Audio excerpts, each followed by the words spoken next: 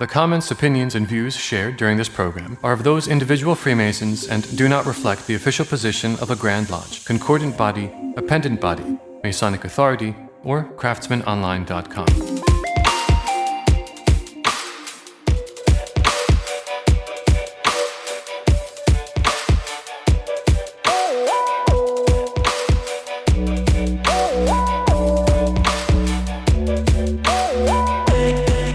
Hey, welcome back to the Craftsman Online Podcast, the only Masonic podcast endorsed by the Grand Lodge New York. I'm your host, Right Worshipful Brother Michael Arce, and we are going to attempt to scale the Masonic Mount Everest of mountains here. No, I'm serious. So many brothers have tried to figure out what the origin of Freemasonry is, and I love the approach that Worshipful Brother Cesar Rubio has taken. His podcast is called The Masonic Muscle, and he's dedicated a whole series on the Origins War, keyword origins, exploring all of the traditions that led to what we know as the ancient and gentle craft of Freemasonry. To tell us more, Worshipful Brother Cesar, welcome to the Craftsman Online Podcast. Thank you for having me, Mike. I've been listening to your shows, I believe, since it first started. So it's an honor, and I can't wait to get into this. Let's just quickly give our listener that might not know about the Masonic Muscle podcast, and go ahead, hit pause on this one, go over to Apple Podcasts, Spotify, wherever you listen, look this up, get this into your feed. Where did the idea come to kind of mix exercising your strongest muscle, which is your brain, along with your body when it comes to Freemasonry? Well, I've been weightlifting for a long time, probably since I was 15 years old. And when I joined the craft, I began to notice there was a correlation. There was, and especially between the lodge and the gym. So, Freemasonry says you take a good man and make him better. You give him the tools, right? And the gym says, hey, we give you the tools, you build a better body, and it just somehow connected. And then as time went on, you begin to see how brothers take care of themselves or don't. And I wanted to share that message. And Freemasonry should be strong. So, I wanted to carry that over. I wanted to carry this message over and have some kind of solid real world experience, real world example, where I tell you, hey, brother, I can't do the weightlifting for you. Just like I can't do the work of becoming a better man for you. These things come hand in hand. You have to put in the work. And now it just became, okay, how do I begin to share this message with the rest of the brothers, with the rest of the Masonic world? And also, at the same time, once we finish weightlifting, hey, let's talk about the origins of Freemasonry. And that's how I got started. That's how this whole thing got started. I was kind of hooked how you end the episodes with, we give you more Masonic light, but no lightweights. Yeah. Instant t-shirt quality phrase right there. I loved it. And I want to talk about that as well, because I found it interesting. Your early episodes cover a wide range of Masonic topics. And then it's this season, you're like, hey, we are taking this direction. We are going into, as you've titled it, the Masonic Origins War, which I immediately started thinking of the Marvel Cinematic Universe. And you discovered a little gem in a book. I want to talk a little bit about that and how you've outlined, or you're using your format of your show now to talk about the 12 distinct possibilities that could all be where Freemasonry came from. Where did you find this copy of the Royal Masonic Cyclopedia? Well, back in 1998, around there, I wasn't even a Mason yet. And I read a lot.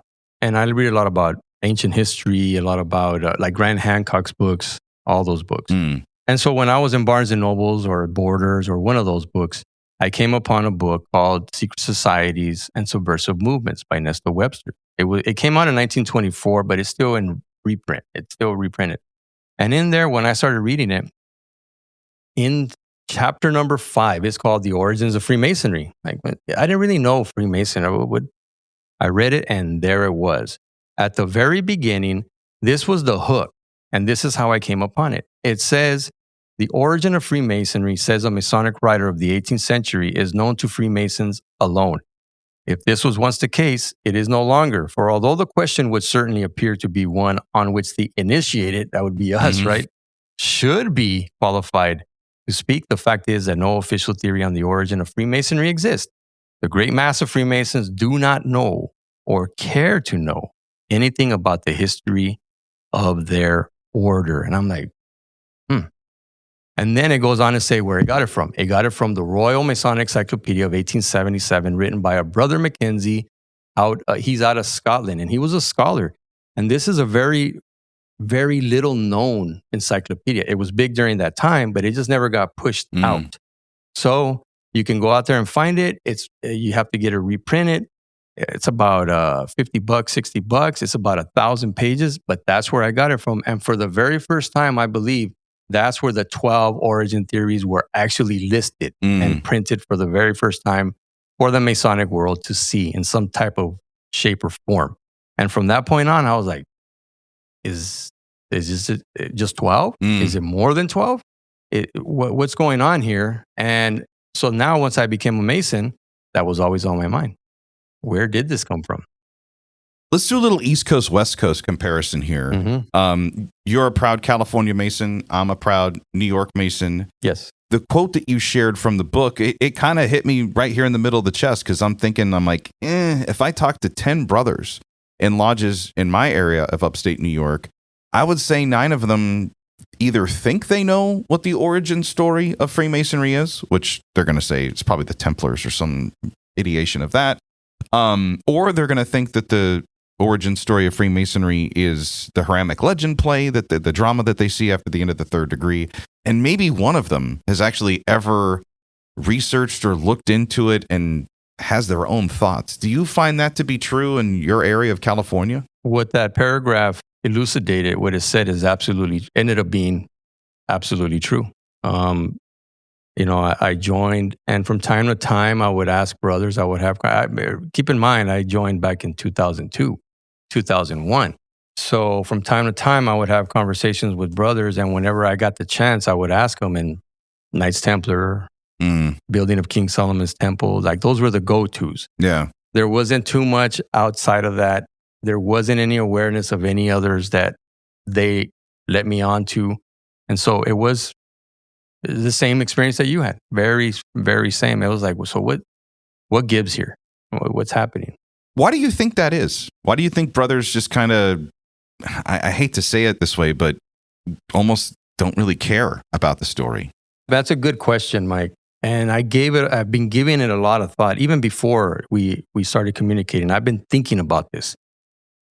And it didn't dawn on me until I started reading Anderson's constitutions of 1723 and 1738, and then researching the whole drama of that whole thing, because it wasn't as simple as it's laid out. And you get these tantalizing tidbits from these old records, telling you about Anderson and the Committee of 14 from the Grand Lodge of England during that time, and they commissioned him. And then the backlash that they received once the legend of the craft was put out there in print now. And the public began to read it for themselves for the first time.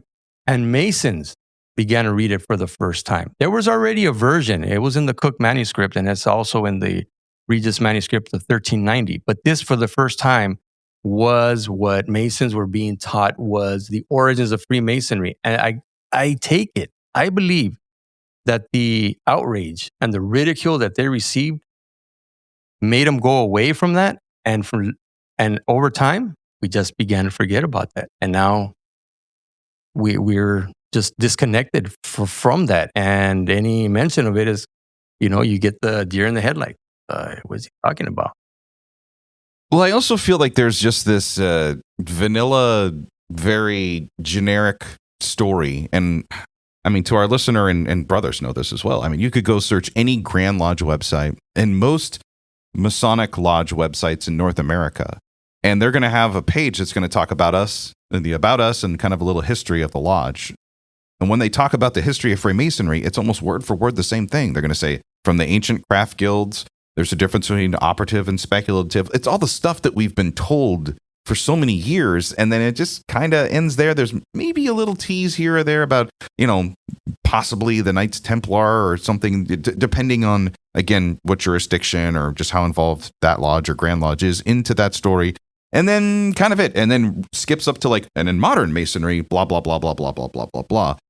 And so I can't really fault the brothers for never asking why, but I've always wondered that for guys like you and I that have put so much time, our own time into learning the ritual, becoming proficient, getting involved with our lodge, being in the leadership line, like you kind of have to ask, like, why am I doing this? And who are these people that were before me? You're now pulling on my heartstrings. That was the goal. That was the goal. Because this is true. At some point or another, brothers, and if you're listening, I hope a bunch of you listen, and I hope we begin to start a movement. You realize, you begin to see that there was a certain point where everyone just went in lockstep. And now everybody has this from operative to speculative. And I'm going to get into that with a few of my episodes coming up. So I don't want to let the cat out of the bag, but there's going to be some eye-opening things, and they're out there. It's just that nobody puts it. A lot of these things are right underneath the surface, but nobody points it out to us. So it just continues to stay under the surface. But once you begin to scratch a little, and then you find the thread and you begin to pull on it, you begin to get a better idea. But at some point, what I can share with you is what you're kind of alluding to. You got the sense like, what happened? We all went into lockstep and nobody questions anymore. Nobody is investigating. There's no more curiosity. But hey, what about that pancake breakfast? Hey, who's in charge of the fish fry? Hey, right. Because this is what Masons want to know, or prospective members want to know when they come in. I have a feeling that when I came in, well, I know for me for sure, I thought I was going to get some type of education on some of these theories, some of these, maybe not a brother that's like steeped in it, but enough to give you enough of the foundation for you to go on and continue the search. But we never got that. Well, maybe this is going to be the start of that again, where we begin to feed you that food once again.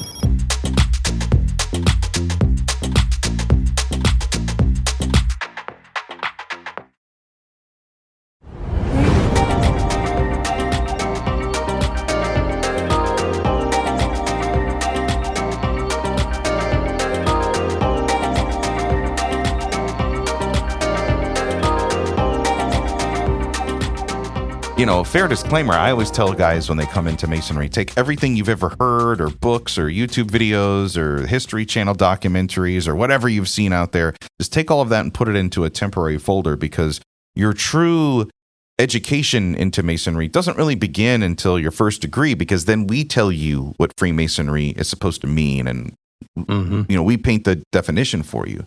And so, we do, and I think about the first degree, we talk about how a lodge is situated, what composes a lodge, the pieces of it, right, the brothers that are there. But to your point, we never talk about the history of Freemasonry, even in our own ritual. This is true, and you would think that we would get it in the first, second, and third degree as they help us put some of this together in a way that will give us, again, a firm foundation, a solid foundation, so that we can continue our own researches and constantly bring this back. Because you would be surprised, brothers and Brother Mike, when you actually take the time to read Anderson's Constitution, The Legend of the Craft, and really pay attention, and then go back and read the Regis poem, and then read the Cook manuscript of 1450, and you begin to read what was put in there, and you're like, so this is where our ancient documents are telling us Freemasonry came from? Okay, maybe it's not entirely true, but why were we never given this? This is infinitely more interesting than some of the stuff that we're learning at Lodge, especially when you go to Officer School of Instruction and you get your head blown away, that you're just blown away, right? Oh boy. To the brothers that are the ritualists that are like, oh, that RC, he doesn't know what he's talking about. There are times, and I'm like, yes, there are times in our rituals, we'll get a little bit of a breadcrumb where it'll say, hey, our ancient brothers met in high hills and low valleys. I'm paraphrasing, of course, but we get a little, but we don't get the, hey, you need to know this. Which is why when I saw the title come across my podcast player with Masonic Muscle, I was like, oh, Brother Cesar's giving me more than a workout today. He has got the ultimate clickbait title right here, Origins War. Like, what is this? Is this some new Avengers movie that I'm missing out on here? And then the way that you got into it, and I was like, oh, this is totally different. What excited me about the term war, I'm curious, when you came up with that, why did you choose the word war, and what were you hoping it to mean for the listener? Well, the war, because ideas compete. And when I began to research this, I began to see that these ideas were competing. It's one of them, who's going to be, there can only be one. Studying the origins of Freemasonry is one of the only ways we're going to understand what we're even involved in, because you go around, and I think in the back of our heads, we all want to know that. Like, why are we doing this? Where is this coming from? But, again, it's the competition of ideas. These ideas are competing, and all that kept coming up was, hey, here's another idea, here's another theory, here's another. It's like a battlefield. So it was the origin war, and there's more coming, brothers. These first 12 are just the first 12 that I'm delineating for you, because in 1877, Brother Mackenzie put these down in his Royal Masonic Encyclopedia. There's way more, and you guys will be interested. I think some of you guys will be very interested. But you go into, it's not about one is going to blow up all the other ones like in a real war. No. But if you study the theory that it came from the Rosicrucians, all of a sudden Freemasonry takes on another aspect. If you study the theory that they came from the Knights Templars, all of a sudden Freemasonry takes on another, another aspect. Like, and on and on and on and on. So these theories are competing, and these ideas are competing with one another on this battlefield that has been there for a long time. Nobody pointed it out to us. I love how you put it that way, because I know we had talked before this episode to just talk about how we were going to talk about all of this. And I told you, I was like, dude, I love the idea of this, because isn't it exciting that all of these different cultures, all of these different societies, all of these different tribes, these bands of people, all of them throughout the beginning of time want to have their fingerprint or want to have a claim to the philosophy, to the fraternity, to the ancient and gentle craft that we belong to today. Like, how cool is that? I think there is some kind of thread going through all this, and something, when you read Anderson's Constitutions and you read the Legend of the Craft, once again, it's called the history. The history. It's not called Legend of the Craft. That came later. That title denoting the history that Anderson, you begin to see that not only are they talking about some kind of builder craft, which it might be a metaphor. That might be a code for something. That might not be an actual building with stones and all that. That might be actual building of the mind. They had some kind of technology that what the distinctive idea you get is that something is being transmitted throughout time, throughout different civilizations. And could this be why you're mentioning what you're mentioning? Is it? Each one is trying to gain claim, because this thing passed from civilization to civilization. And as we know, each religion has their own mystical side. They're the Sufis and the Essenes. They have their own little secret society within the religion. So is that a possibility? I'm throwing it out there. I'm throwing breadcrumbs, brothers. Just like any workout, that it has to include a push-up. If I'm not doing my job on a Masonic podcast, if I'm not talking to you about the Templars. And what's funny is in the Origins Wars, quite a few episodes have been released already. By the time of this recording, your Templar episode just dropped this week, and I was out running. And when I heard you say, we're going to talk about the Templars, I almost tripped over a rock, because I'm like, yes! I got to say, dude, it was kind of low energy. And when you talk about Born in Blood, I was like, wow, he has not taken any of the quote unquote easy free bait that's out there. That's all the stuff that's been widely publicized about this. Were you kind of disappointed with some of the origin story and the connection about the Templars, or did your research kind of reinforce the whole thing of like, yeah, there really wasn't much of a Masonic connection at all, if any? No, that's not it at all. There is an underlying current in there, and I'm going to circle back. Let's remember, brethren, these are only introductory episodes. For whatever reason, if I sounded low energy, it wasn't because I was disappointed. Not at all. There are things coming up that when we circle back around to it, you're going to see why. So you were measured. You didn't want to get super pumped. Okay. Okay. Yes. I didn't want to give it away, but now I'm giving it away a little bit thanks to you. But good on you. You're poking. You're asking. You're wondering. there are some things in there with the Crusaders. There are some things in there with the Knights Templars, the operative Masons. That theory, I really have a bone to pick with that one, and only because I believe the complacency is created within the craft. Like it's a done deal. Hey, we came from operative Masons. No more to see here, guys. Let's go back to the fish fry. That kind of stuff. Uh, I have a bone to pick, but in a good way. It's going to be in a good way because there's a lot of brothers that would knew way more about that than I did, than I do, and they're long gone, and they will continue to know way more. That put in a lot of good scholarly work to bring that to life for us to understand what's out there.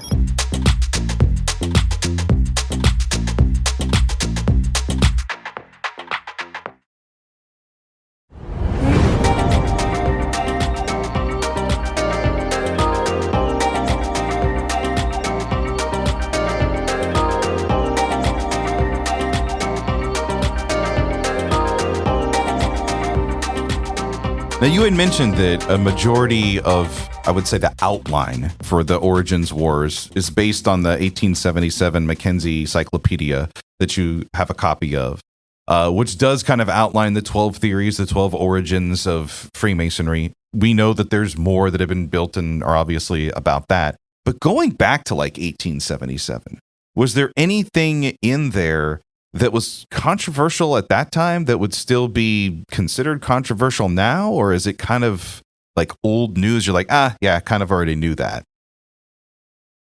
No, there was nothing controversial about it. It sounds like when you get a hold of it and you begin to read it, this is what our brothers were talking about. So that's good news. They were talking and probably arguing and debating about where do we come from, especially the ones that had this Masonic encyclopedia.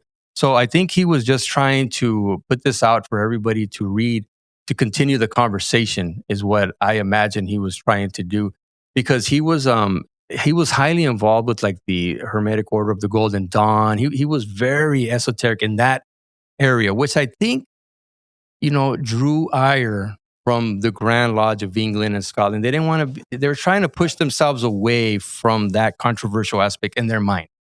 And I don't know, if he even knew like Aleister Crowley, or like, I don't know if he was even born during that time, but he was in that circle. But that would be the controversial part of him that I would put out there. Like he was involved in these esoteric groups of all the Rosicrucians of that time. I think, as a matter of fact, he might have helped start the Rosicrucian. You have to be a Master Mason, to join this Rosicrucian society, the Societas Rosicruciana. We have talked about people that I want to introduce you to, because I have heard when it comes to Origins and just kind of building on there's more than 12. We're getting kind of the first taste of some of it now. And yes, even, as I wouldn't say low energy from the Templars. It was just very measured. I think that's a very good way to put it, where I could tell you were pulling back on personal biases. So I want to get to that point where it's got to be tough, because you're a Mason and you're a man, and there must be things that you personally want to confirm, or myths that you want to, yes, I'll stamp that as a myth that never happened. Have you been surprised, let down, encouraged by any of the research that has just kind of reaffirmed things that you have beliefs on? Yeah, the Roman Collegia. Surprising. There's a lot of things there that that's a recent episode. By the time of this recording, that's a recent episode. I remember hearing you talk about them. This is the first time I heard anybody mention that before, which was interesting. Yes. Yeah, the Roman Collegia of Artificers. Not because I think that like there's a direct link. There's just so many points. They had burial societies. They had fraternity. They had some kind of ceremony. They wore gloves. They had a master of a lodge. They had the black and white checkered floor. I think a lodge, I don't know if it was a lodge or not, but in Pompeii, when they began to dig it up, they found a working lodge where these Roman collegia met. They had the skull and bones. They had the perpendicular. The square and they not the square and compass, but they had a square. So the tools of the craft that we would recognize today, but it was found out there. Now, just like I mentioned in the podcast, does this mean that we have some kind of affinity, some kind of connection? Maybe, maybe not, because I think the jury is still out on that. It's just that what we get infatuated with coming from the authentic school of Freemasonry is that we want that documented proof. Here it is. Look at, there's all their signatures. Here's the Tyler. He was checking dues cards because they were going to have a vote. I think, whatever, what we're expecting. But if there were a secret society, because the Roman Collegia a lot of times acted like gangsters. They gathered together because they understood that there's power in numbers and protection. So even the emperors and them were beginning to like pay attention, like, hey, we got to know what they're doing. We got to take advantage of this in a good way. Otherwise, they're going to begin to wreak havoc on our program here. So the Roman Collegia, yeah, hey, that one surprised me, quite a bit. And I'm partial to Rome and ancient Rome and all that. It's the gold standard endorsement that I'm about to give here. So make sure that you're buckled into your seat, because if there is a master who has got some opening spots on his trestle board this year, and seriously, you're like, I am not getting up to read a short talk bulletin. I do not want to do a walkabout through the lodge or a lesson on Masonic etiquette. Dude, I strongly encourage you to go to either Apple Podcasts or Spotify, find the Masonic Muscle Podcast, go through the Origin Wars, and find one of these episodes and play them. Brother Cesar does a fantastic job. They're not super long. They're about 30 minutes long, if that long. And you don't have to listen to every single one in order. You can pick up at any time. You can listen at any time. And this is the one thing I did want to say to you, just, as a compliment, but also it's a fact that you leave the audience free to make their own decision. You do not steer us in one way or the other. You lay it out there. You're very clear about saying, well, this is the myth, or this is the fact, or this is what happened, this is what took place. And that's what I loved about it's like unbiased history. And I really appreciated that as a listener. Thank you. And I think that's part of the tradition of the trivium, with the Socratic style conversations, where you start out with a question or a query or whatever it's going to be, and you don't know where it's going to end up. And if you're going to posit any kind of a claim, well, where's your proof? And so that's where it's coming from. I'm trying to, give honor, and respect to that process, which is, again, brothers, baked into our very ritual 7 liberal arts and sciences, the first being grammar, logic, and rhetoric, the trivium. So that's why I want to do it that way. It has to be unbiased, balanced way. And all of us, if we got all 12 and you got 100 brothers here, each one of them is going to pick one of those 12. They're going to want one of those 12 to be, that's where we came from. The esoteric minded, he wants the Rosicrucian. We came from the Rosicrucian. The operative, I'm operative, so I wanted to come from. So you have to lay it all out on the battlefield first, and then let's see what happens after that. In order for you to progress in any research like this about the origins, you will be shocked at how little there is, either written or book-wise. Just keep that in mind, brethren, and then ask yourselves again, why? I would like to share that with you. And again, like I said, I've been listening to your podcast for quite a bit, and I've watched the evolution, and I've watched, the improvement, because that obviously you stay consistent enough, just like in weightlifting, you're going to start to improve little by little by little by little. And then how you built up, your audience. And here we are talking about the origin war. It has begun. Masonic Muscle Podcast, they drop on the same day that we release a new episode, which is every Monday morning. Origin Wars are going to be going on for quite some time, and Worshipful Brother Cesar Rubio is going to be your host. He's going to be the guy that gives you more light, but no light weights. That's right, brother. And, let us contemplate after lifting heavy weights. My audience is not used to it, and I most likely will be running when this episode plays, because I do like to listen as a listener. So, quick workout that you can give to us, just something simple that we can carry with us, maybe knock out this week if we can't do it this morning. Yeah, very simple. I preach the basics. Get out there and do 30 minutes. You can do push-ups. You can do free-handed squats, and you can do crunches, and then get out and walk for 30 minutes. Do 100 of each one of those, and then walk for about 20 minutes, and let's see how you feel after that. Hopefully you feel a whole lot better. Worship Brother Cesar, thank you so much for your time and for coming on this episode of the Craftsman Online Podcast. Michael, thank you for having me. It's been an honor. Hey, don't worry. This episode may be coming to an end, but our time with Cesar this week has not. If you are a Craftsman Online supporter on Patreon, yes, we are on Patreon, you'll get some extra time with him and a subscriber extra episode this Thursday. If not, well, now's a good time to open up the player that you're listening to this podcast on. Click on the show notes or the episode description, and in there you'll find the link to try us for free 7 days on Patreon. Get ad-free episodes and access to our full back catalog of subscriber extra episodes. And hey, if it's a good fit, thanks for your support in advance. I'm Right Worshipful Brother Michael Arce.